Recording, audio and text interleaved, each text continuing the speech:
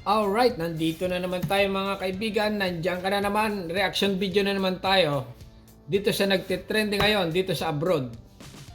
Tungkol sa grabe, ang gandang katutubo artistahin sa bagong video ni Pugong Biyahero na talagang mapapawaw ka or wow na wow dahil ibang klase nga mga kaibigan itong trending ngayon. Okay, ito na. Morning po mga kababayan. So, sa pag-ikot namin dito sa sitio na ito, mayroon nga kaming nakita kanina isang dalaga. At yung ginagawa nila kanina, yung straw na pinagsasama-sama, medyo mahirap yung gawin. And nakita namin na dito siya nakatira sa bahay po nito. So halos lahat kasi ng bahay, ganito yung itsura. At isa sa mga katangian lang nung nakita naming mga bahay, bagamat ganun, ay malilinis po. Halika, tingnan natin siya dito. Hello! Ayan mga kaibigan ha, ito na yung nagtitrending ngayon ha, dito sa abroad. Ha? Pwede kaming umakyat? Oo. Napakaliliit lang ng bahay nila pero malinis po. Uy, ang ganda. Ang ganda dito, oh. Pwede akong pumasok yan? Oo, pwede. Sige, pasok tayo. Simpleng buhay lang mga kaibigan ha. Simpleng buhay ay talagang masarap tumira sa mga ganyan.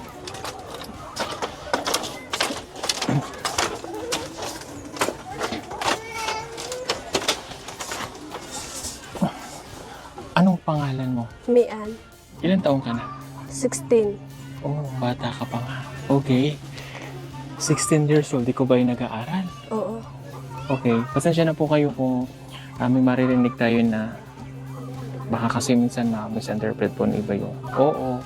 Kasi sinasabi namin to dati pa na hindi sila sanay na magpo and opo. Pero hindi po ibig sabihin nun ay hindi sila rumirespeto o wala silang respeto sa mga nakatatanda. Okay, normal lang yan. Okay, kasi nga sa mga bundok talagang oo at saka hindi lang ang sagot yan. Okay? Grabe, ang gandang katutubo artistahin ang dating. Trending ngayon sa Facebook. Yun po ay nakagis na nila dito at mga katutubo siya. Kaya yung way ng pagsasalita nila ay hindi po sa nakasanayan nating mga Tagalog or even Bisaya na nakakapag po and off. Okay? So, nag-aaral ka. Anong grade ka na? 10. Saan ka nag-aaral? Sa kasapa. Okay. Sa kabila. Oo. Dito sa sitio ninyo, may nakita kong school, wala dyang high school. Wala. Elementary lang. Elementary. So, ikaw, Kopya Mani Popcorn, ayun, mag-subscribe daw kay Pugong Biyahero. Trending ngayon. ay tumatawid dun sa balsa. Oo. Pagka lumalaki yung ilog, hindi kayo napasok. Pumapasok. Napasok pa rin. Oo. Saan kayo dumadaan? Sumakay kami ng gakit.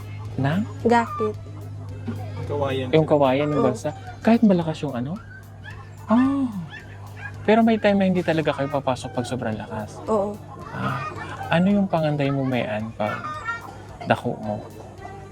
Teacher. Oh, teacher. Ibig sabihin niya na anong gusto mo pag laki mo. Teacher. Okay. Yung pagiging teacher is normal na po yan na palaging yun yung sinasambit ng mga katutubo na ating nakakausap.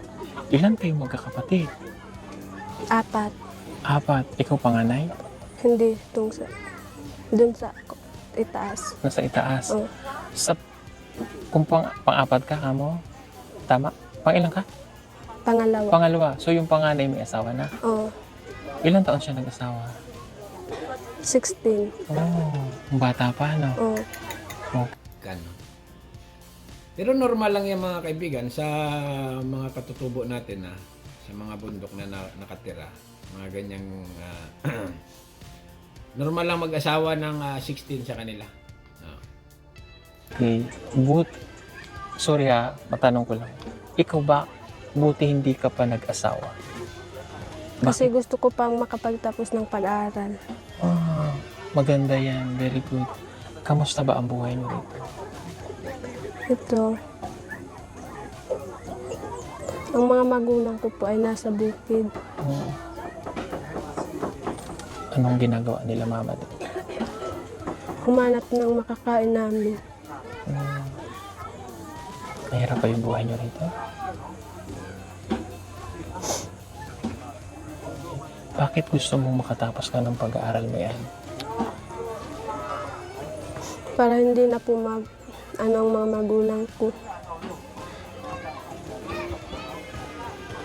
Para- Maglisod. Para hindi na sila mahirapan? Okay. Bakit ka umiiyak?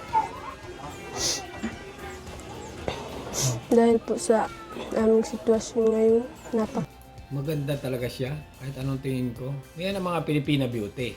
Ha? napakahirap. Okay. Pag pumapasok ka ba sa school, ikaw ba ay may baon? Wala. Nakakaiyak naman. Paano mo sinusurvive o paano mo kinakaya yung papasok ka na walang baon? Wala akong papel at notebook at bag. Oo. Pero wala na yung pagkain. Oo. Tiis lang. Okay. Kamusta yung pag-aaral mo? Okay lang. Dapat yung mga ganyan, yung mga katutubo, talagang sagot na dapat ng gobyerno. Kasi native yan sa Pilipinas. Dapat lahat ng gastusin sa school, sagot. Ha? Kaya lang kung halimbawa ang sagot nga talaga, dinudugas kasi. Dinudugas ng mga, alam na kung sino dumudugas, corruption. Kaya kawawa. Continue lang ha. Honor ka ba? May top ka ba? Na-honor ako no grade 9 ako. Okay, nung grade 9 ka. Karon, wala. Oo, pero okay lang yan. Pero, ano yung pinakamataas mong grado? 96. 96. Magaling kang mag-aaral. Okay. Grade 10, ano? Oo. 96 ang grade. Matalino. Matalino mga kaibigan. Oo. Ako nga 74 eh. Nilagaluhan ko lang ng kambing kaya naging 75. Joke lang. Pagkatapos ng grade 10, may grade 11 and 12 ba dyan? Oo, na. Okay. Pag nakahuman ka sa grade 12, paano yung susunod mong step? Ikaw ba'y makakapag-aral ng kolehiyo? Ewan ko. So, hindi mo na alam kung makakatapos ka. Pero at least makakatapos ka naman ng high school, ituloy mo lang. Ano? Ano yung pinakamahirap na buhay mo rito na naranasan dito sa lugar nyo? Gutom. Yung walang makakain. Walang makakain. Yan talaga mga kaibigan, ang laging problema ng mga katutubo. Walang makakain. Ang tanong, nasaan ang suporta ng gobyerno sa mga ganyan? Okay? Bilyon-bilyon ang tax ng mga tao, trilyon na nga eh. Dapat sa mga ganito kasi native Pilipino ito eh. Dapat talagang sinusuportahan ng gobyerno ito. Hindi, ibig sabihin kahit di mga pananim, dapat ganon. Bigyan ng mga kabuhayan. Pa bilang isang estudyante, ano na yung pinakamalaking baon na natanggap mo? 20. 20? Okay. Pap, 20 lang. Naku, Diyos mio, Marimar. Pulgoso anak ni Janice. Ano pang abuti ng 20? Candy na lang ngayon. Palamig. Napay. Napay din kahit pa paano. 20. papa mo ay wala rito sa bahay mo at nagtatanim sa bundok. Lagi silang wala, umaalis. Oo. Pagdating nila dito, kailan lang sila umuwi? Ewan ko. Hindi pa sila umuwi? Ibig sabihin matagal sila bago bumalik. Oo. So, sino nag-aalaga sa inyo? Ako lang. Ikaw lang. May tita ako dun sa kasapa. Na tumutulong sa inyo. Oo. So, ibig sabihin, like for example, buwan bago umuwi? Malinis ang bahay, ano? Malinis. Konting gamit lang. Maganda mga ganyang, walang linisin. Oo. Pag sa bayan ka nakatira, pag sa city ka, daming kalat. Dito, fresh na fresh talaga, mga kaibigan. Ha? Mapapalad talaga din sa isip ko lang, ha? Mapapalad din ang mga taong nakatira sa ganito. Kaya lang, kulang lang talaga sila sa pera. Pero, mataba, masigla. Ha? Magandang buhay ang ganyan. Continue lang. Malalayo yung bukid ng parents mo. Okay. Meron bang nanliligaw sa'yo rito? Wala. Okay, mabuti naman. Kanina, Makakain ka ng candy. Ito mga kaibigan, itong bata nito, ay possible nga na baka ma-discover ng iba-ibang vlogger, puntahan para tulungan at siguro baka mapasama sa mga social media. Maraming tutulong. Possible na ganon. Okay, continue lang ha. Umaga, nung umattend kami ng simba, nakita kita doon din. Ikaw yung may ano dito, di ba? Oo. So, active ka sa church. No? Oo. Mabuti yun, hindi ka nakakalimot sa Panginoon. Ano? Okay.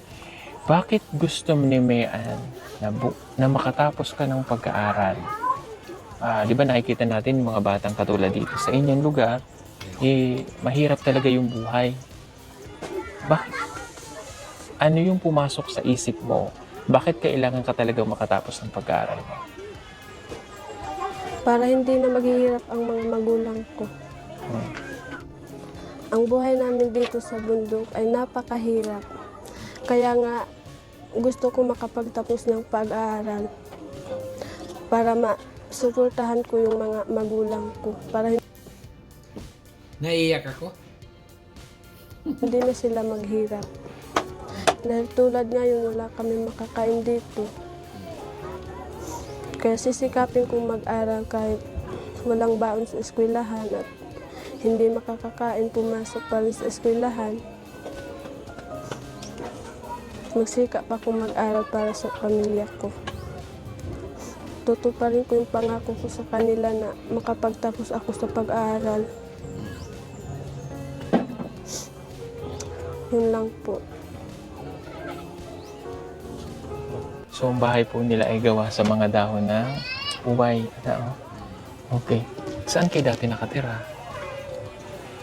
Ganda, may ano. Ganda. Okay, continue lang. Yun lang ang damit nakahangir, oh. Dalawa lang. Tatlo. Siguro nakatago. Ay, doon nakatago sa kwan. Dito lang. Dito lang din. Kumbaga pag nasira, palit lang. Oh. Bago uling gawa. Ilan ang mga damit mo? Wala kasi akong mga damit mo nandyan. Oh. Wala rin kayong lagayan, ano?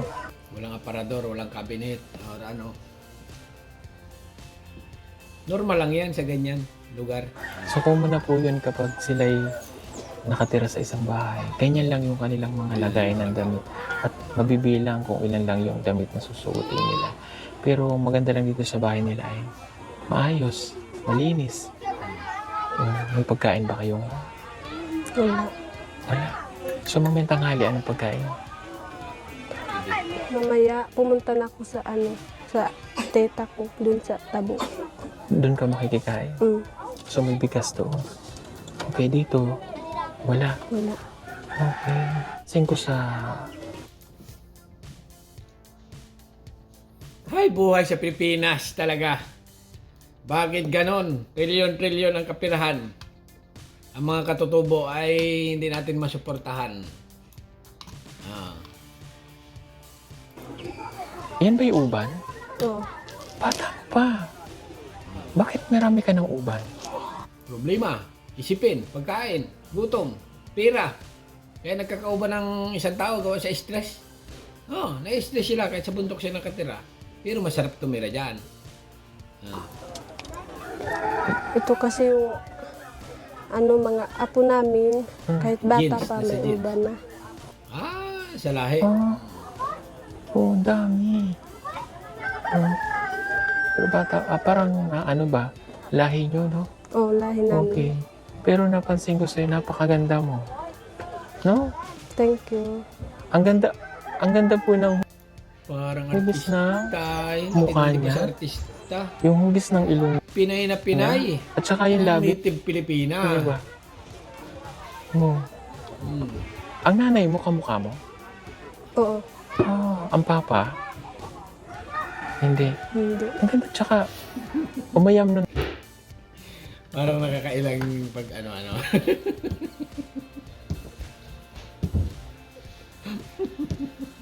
Pero normal lang yun sa kanila nga. Okay? Yung pagsagot, yung hindi nangungupo at upo. Kasi nga normal talaga sa mga Pilipino mga ganyan, mga native. Pero pagdating mo sa bayan, po at upo talaga ang sagot. Kasi karamihan sa mga umayam nun, ganyan, dami nyo si Russell po. May kilala ka bang manlumis yun? Pinsan ko po si Russell. Pinsan. Pinsan mo si Russell? Oo. Kaya Ano yun? pala. Sino yung si Russell? Kaya pala ang ganda mo. Yung... Di ba may pinsan kayo sa nursery? Oo, si Inday. Si Inday? Nak- Kamukha mo. Saan mo si Russell? Paano mo naging pinsan si Russell? Sino ba Russell yun? Yung ano na, yung tatay na, Oo. pinsan ng tatay ko. Oo. Oh, so may pinsan na. O, pinsan pa din. Kumbaga Pinsan second. pa rin. Pag mga katutubo, talagang pag pinsan-pinsan. Pag pinsan-pinsan, kahit malala yung, kasi yung tatay niya, tatay nung isa, pag pinsan, pinsan pa rin tawag doon. Sa mga hindi na katutubo, wala nang pinsan-pinsan pag ganun kalayo. Di ba? Okay, continue. Nadala ko ng emotion mga kaibigan ha. Pasensya na kung ako yung nagsasalita. Ganito talaga pag nag-reaction sa isang video, obligado kang magsalita. Ha? Para maging legal ang iyong pag-reaction or pag ganito nga, pag-reaction sa isang video. Okay, continue lang. Second cousin. Sa second generation, oh, parang third cousin niya na. Kaya pala. Kayo ba ay nagkita na ni Russell? Oo, Kailan? dun sa nursery. Oo. Nung umuwi siya? Oo. Oo. Kaya palang ang gaganda nila, no? Okay, di ba Ma-in love ka dyan, Pugong Biyahero. Bata pa yan ha. Tulong lang. Pagtulong, tulong lang. si Russell ay nag-aaral sa amin, sa Laguna. Oh, nung umuwi siya dito, ano yung napansin mo kay Russell? Naglaki siya, tapos gumanda. Kaya, Naglaki. Pumuti. Pumuti. So magkaedad pala kayo. No? O, tsaka magaling na siyang magtagalog, ano? Tsaka magaling mag-aral yun. O, kaya yun yung sinasabi ko sa iyo na pag ang bata ay may pangarap talaga, di ba? Katulad yung sinabi ko kanina doon habang nasa simbahan. Na kapag ang bata ay may pangarap, sundin lang. At napakaganda no na ang isang bata ay nangarap para sa kanyang pamilya kahit na napakalayo niya. O, mas pinili pa rin niyang mag-aral kahit na titiisin niya yung lungkot. ito lang, naisip ko lang mga kaibigan. Ano kaya kung si Ivana Alawi ay mag-reaction sa mga ganitong, ganito, sa mga katutubo, tumulong siya. Ha? Kasi nga, normal lang ngayon sa mga vlog ni Ivana Alawi na tumulong sa mga nasa city, nasa probinsya, nasa mga kuha na tao, civilized na. Ay, bagay, civilized na rin naman ito. Kaya lang, iba ang dating ng mga katutubo mga kaibigan eh. Ito talaga, dapat talaga tulungan ito ng mga tao. Oo. Kasi nga malayo pa sila sa kabihas, yung sa bayan, ganon. At kulang ang suporta ng gobyerno sa kanila. Kulang. Sa bayan, may mga ayuda-ayuda. Pagdating kasi sa bundok, possible na hindi nakakarating ang ayuda. Nabubulsa na agad. Ganon ang pagkakaiba. Kaya ito talaga, itong grabe ang gandang katutubo na artistahin ng Pugong Biyahero. Ay talagang, kaya ito viral lagi. Itong padali niya, itong vlog niya. Okay, hanggang dito na lang mga kaibigan at medyo mahaba-haba na. Kung gusto nyong mapanood ng full na full, ay pumunta lang sa channel ng Pugong Biyahero at mag-subscribe kayo doon. Okay, at panoorin itong grabe ang gandang katutubo artistahin. Ang dating. Alright? Hanggang dito na lang. At subscribe my channel. Anong masasabi nyo? Inuulit ko. Reaction video lang ito dito sa nagtitrending ngayon.